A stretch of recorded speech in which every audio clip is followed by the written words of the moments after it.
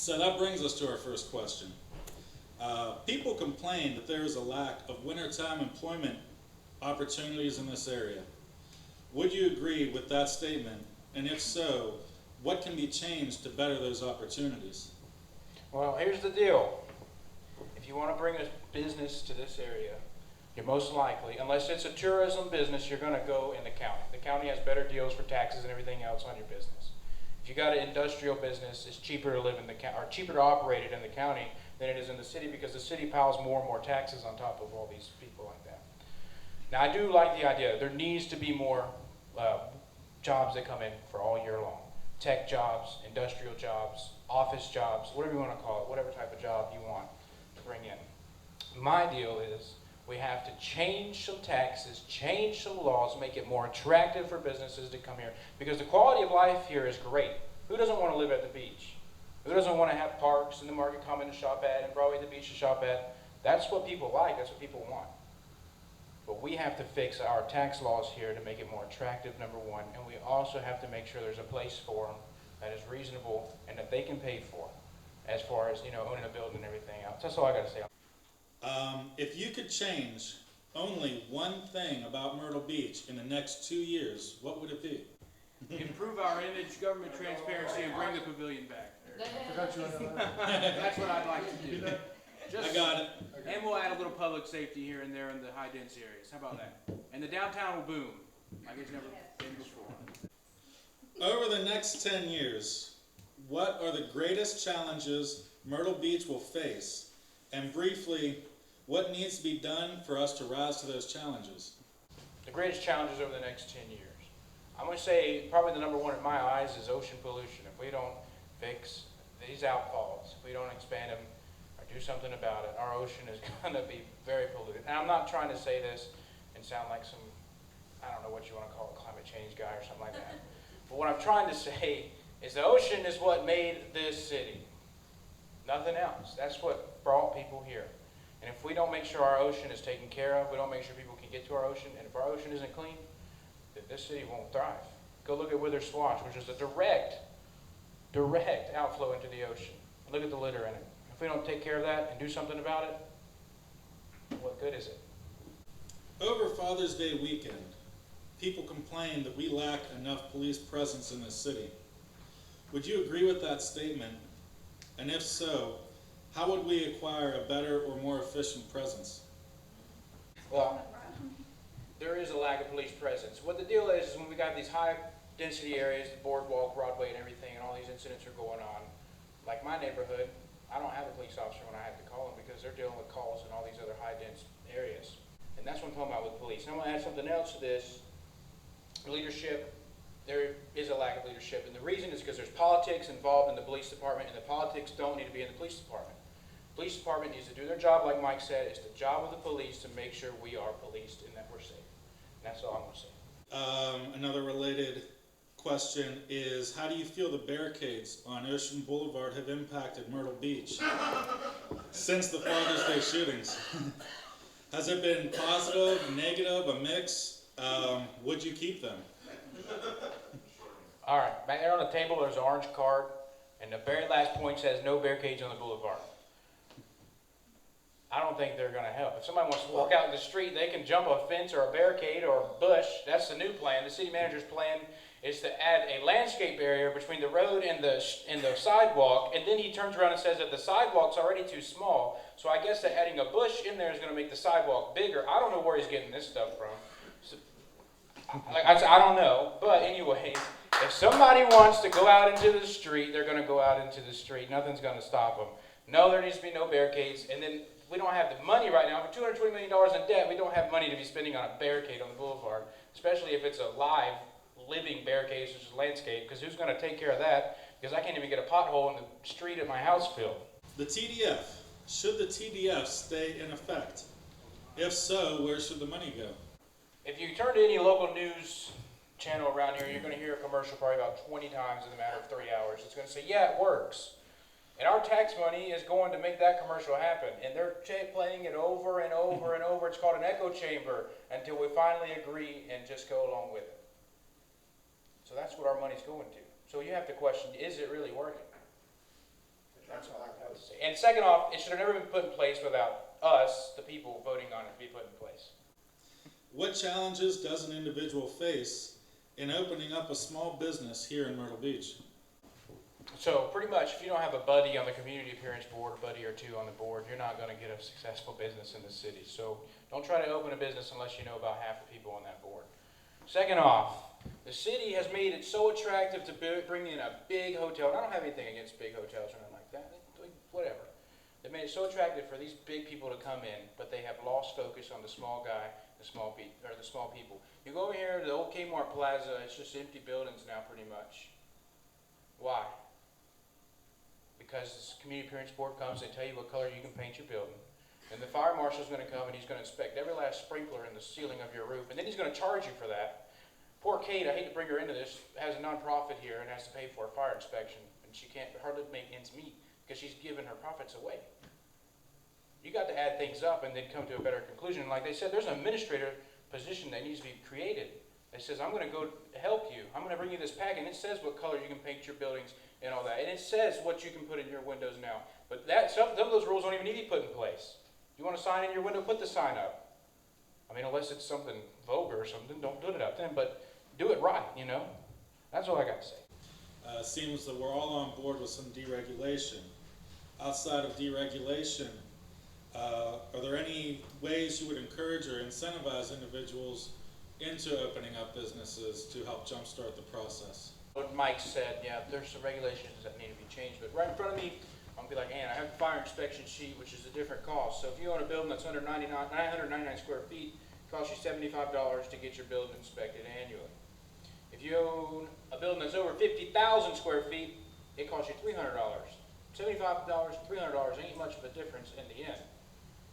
So a hotel, when 10 people have to come inspect their hotel and they only pay them $300 to get it inspected, and when somebody comes to Ann's little building and she has to pay $75 for that one guy to come and spend 10, 15 minutes, that's not right. Like I said, when these 10 people are at the hotel, they're there for 3 or 4 days, checking every room, every corner, that's not right. So we have to make some changes here, and we have to make sure that we're attracted to small businesses. I don't have a problem with large hotels. If they want to come here, come on. But we also have to make sure we take care of our small guys too. Matt, you're up next. Yeah, what is it, buddy? Matt, Myrtle Beach has experienced large crime rates during the bike weeks typically. What has city and county government done right and wrong in handling these weeks in the past and present years? And what would you do differently? Ooh, that's a big one. Well, here's the deal. We'll take bike week out of it. Let's look at the whole year. Crime rates are up all around. And I'm not going to say the city allows it to go on because cops have a tough job. They do. I have no idea what it takes to be a cop. I'm not a cop. I can only imagine what it takes to be a chief of police. That's even bigger. But now going on with this, I forgot the question. The question's right here, though.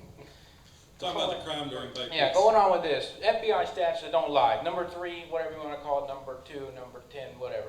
See, the city has a crime issue. We really do.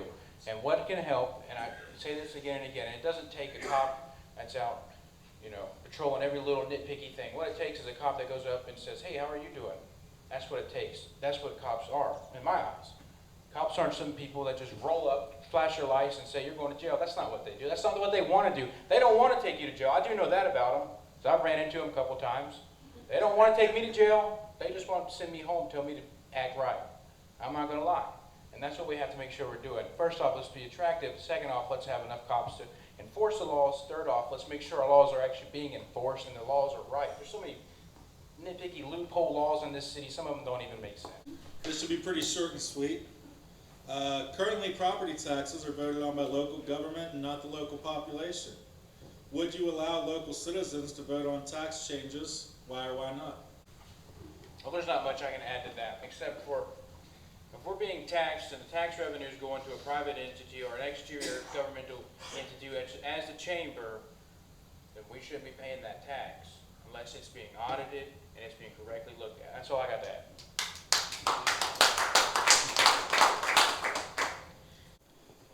The next question is actually a little bit of a double header on 2 major topics that are of great concern. One is the hard drugs, like the heavy drug use, that goes on in Myrtle Beach, and the other is the human trafficking industry. What factors do you feel lead to these two epidemics, and what would you do to correct that? I'll add that one thing, like Mike was saying, I agree with everything Mike said, and then I also want to say, you know, all these exchange students that come in here and work, I want to know how many of them we don't know have gone missing. Because there's no there is no accountability there. I have no idea. None of us know. But I want to say another thing on top of that. Mike talking about the 14-year-old girls walking down the street, you know, at night. In this country, there is a true lack of parenting, and I'm just going to say that. When my daddy told my butt to be home at 5 or 9 o'clock, I was home. How many times do you have to check? Not about 2 times, that was it. All right?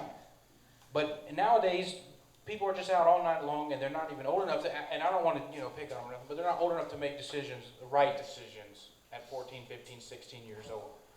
And that's one thing. I can't change the world, but if parents would actually man up and tell their kid to be home, and then you better be home, that's what needs to change. How do you feel the loss of the pavilion has affected downtown Myrtle Beach? And I know you already gave us your answer, but would you bring it back if it was the ability of city government? I'm young, but I do remember the pavilion. I used to go there all the time. My parents, when they were kids, they were raised in there. They dipped candy apples and sold them, and put ice cream in the cone and sold it and did all that.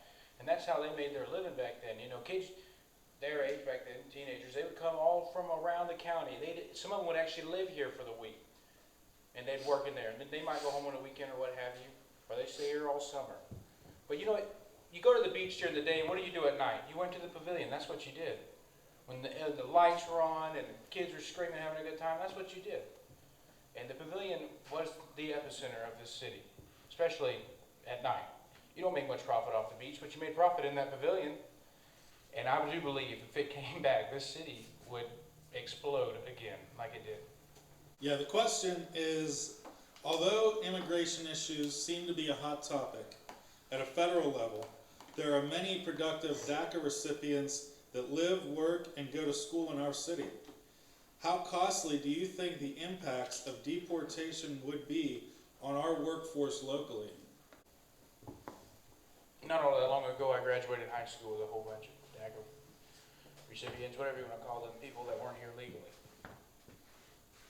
But city government shouldn't necessarily be involved in this, because we didn't set this failure up. The U.S. government set this up. The federal government set this up. And that's where the real problem is. I mean, they're all nothing but stripe anyways. Even if you like them, there's something about them that you won't like about them if you like a certain senator or representative. And in the state level also doesn't help, because they're screwed a lot of it up too, to be honest with you. So if you want the change, I'm going to tell you, you're going to have to vote those people out of office. You need to write your senators and your representatives, federal level, state level, and you need to tell them what you got to say. Because us here, we can't hardly make a change like that, because the state can come in and say, nah, you can't do that anytime. You know, look at the chamber. They do whatever they want to at the chamber and turn around and line their pockets, is what it seems like. I'm just saying. So that's all I can really say. Is we need to take it up on the federal and the state level rather than the local level.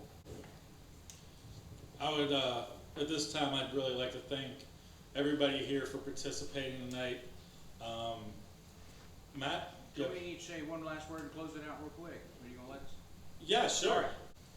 I'm not the greatest public speaker. My thoughts get all confused because there's so many things that need to come out and we can't get them all out. And then you ask Ed and Ann a question, they'll write you a book about it. Mike's about the only good public speaker up here.